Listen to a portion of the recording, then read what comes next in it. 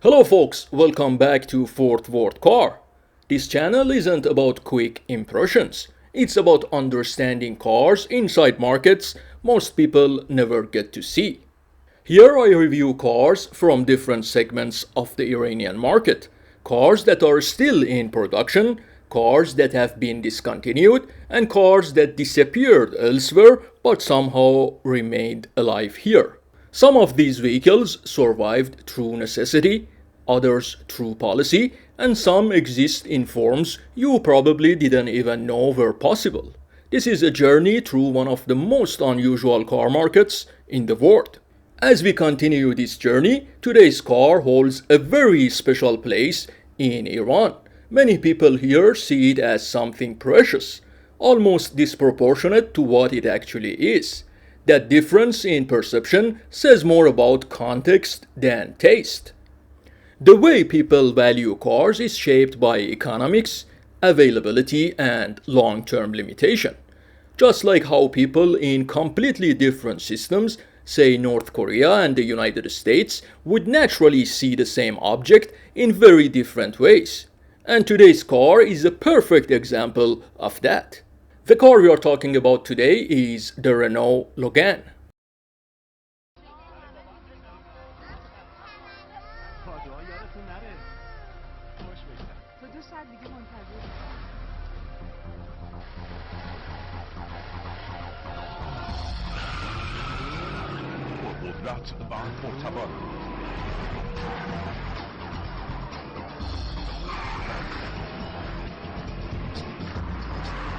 زندگی رقابت و حرکت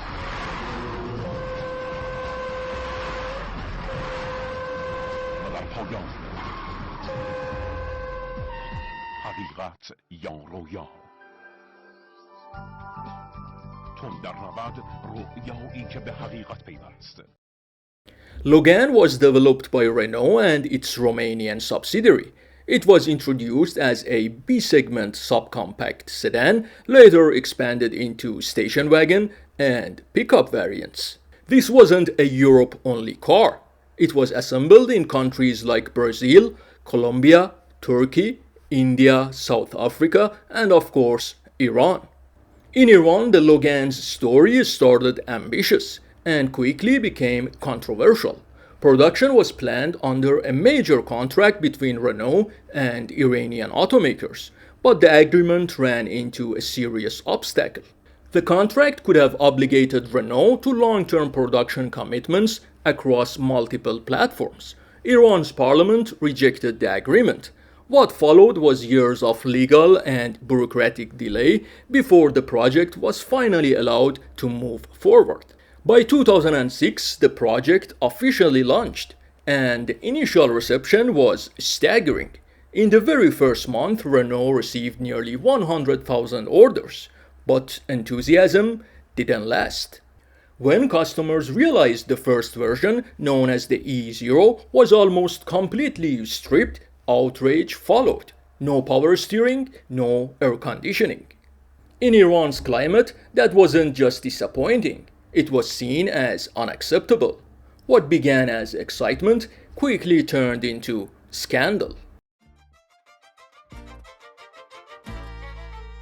In Iran, the Logan exists in three main versions, and it's one of the rare models that was produced through the shared involvement of Iran's two biggest automakers.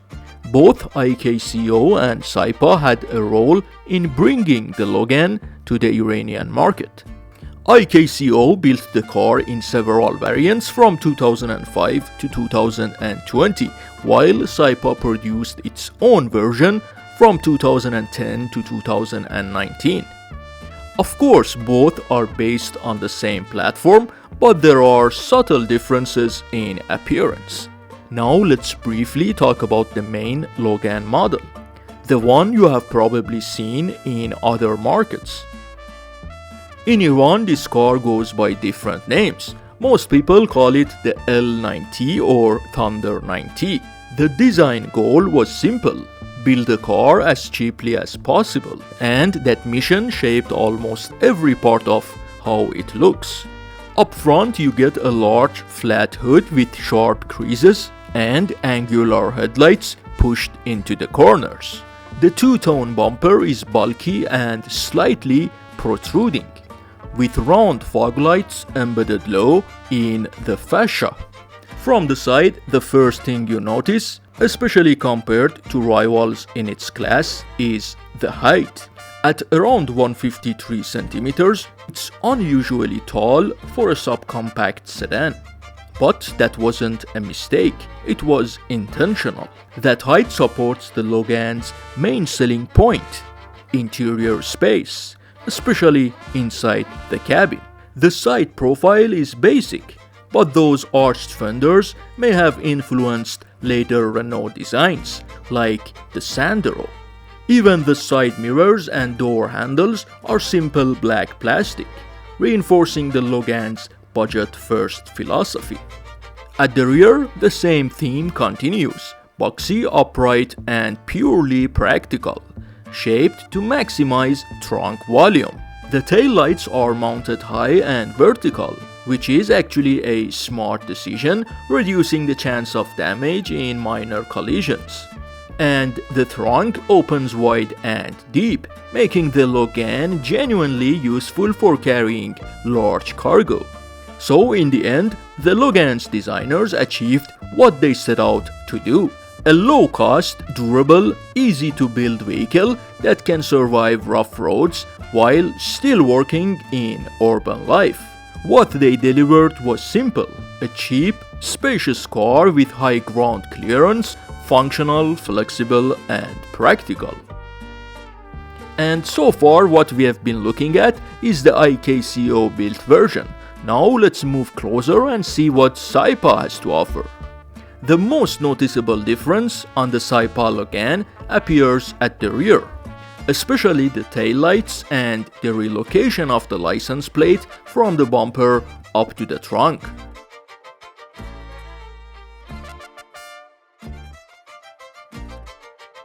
Finally, there is the third variant, essentially a minor facelift of the IKCO model. Here the black plastic trim pieces are removed and the two-tone bumper design disappears as well. If you look closely at the front end, you can also spot differences in the grille and the front bumper shape. This version is known as the L90 Plus and it's generally the most expensive one on the market, most commonly found with an automatic gearbox.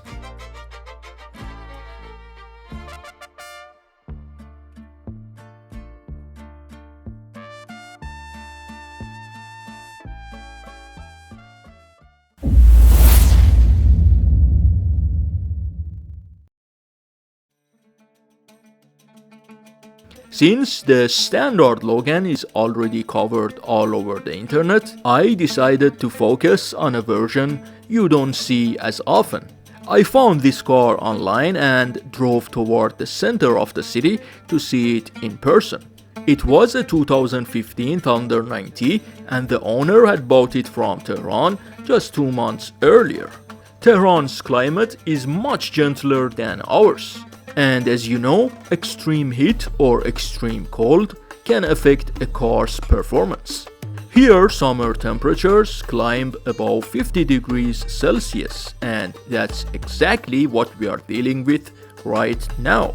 Believe it or not, my Meta glasses actually stopped recording because of the heat. The car had surprisingly low mileage, around 100,000 miles, for a 10-year-old vehicle that's considered reasonable. Now let's briefly talk about what's under the hood. The Logan uses a French engine known as the K4M, a 1.6-liter 16-valve unit with the OHC technology producing around 105 horsepower. Power is sent to the front wheels through either a 5-speed manual or a 4-speed automatic transmission.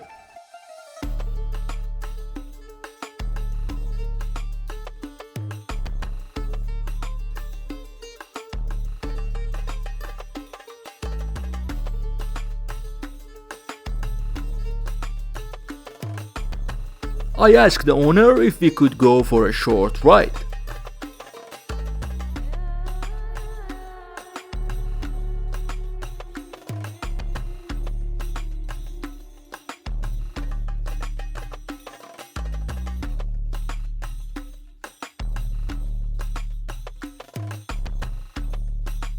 Despite being an old car with substantial mileage on the odometer, it felt remarkably smooth.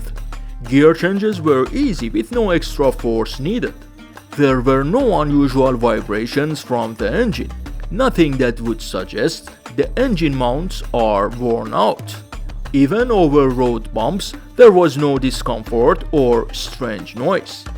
The only issue I noticed was that the steering wheel needs alignment.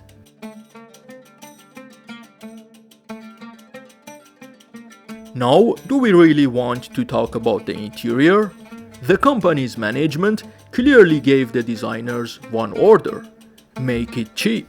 And even if that simplicity had a reason, living with it can feel stressful and honestly a little frustrating. They didn't even place the window switches on the doors, likely just to avoid using a few extra centimeters of wiring. Instead, the power window controls are awkwardly positioned in the center of the dashboard. Even the mirror adjustment knob is hidden beneath the handbrake. And at that point, you start wondering, why even include it? You could have just adjusted the mirrors by hand.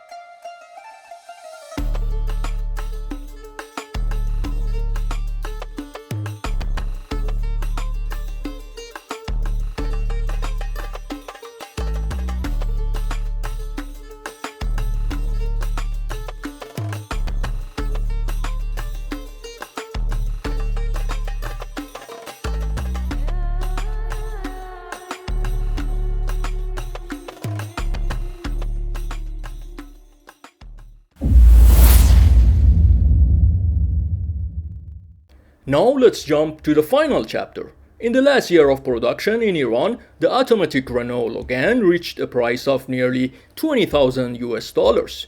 That number alone tells you how distorted this market had become. So, what about today?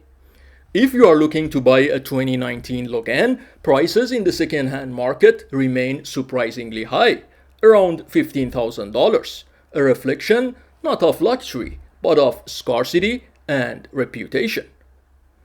If you want to see how cars behave under pressure and maybe even a race in a future episode, make sure to subscribe. Thanks for watching this episode. I'll see you next time.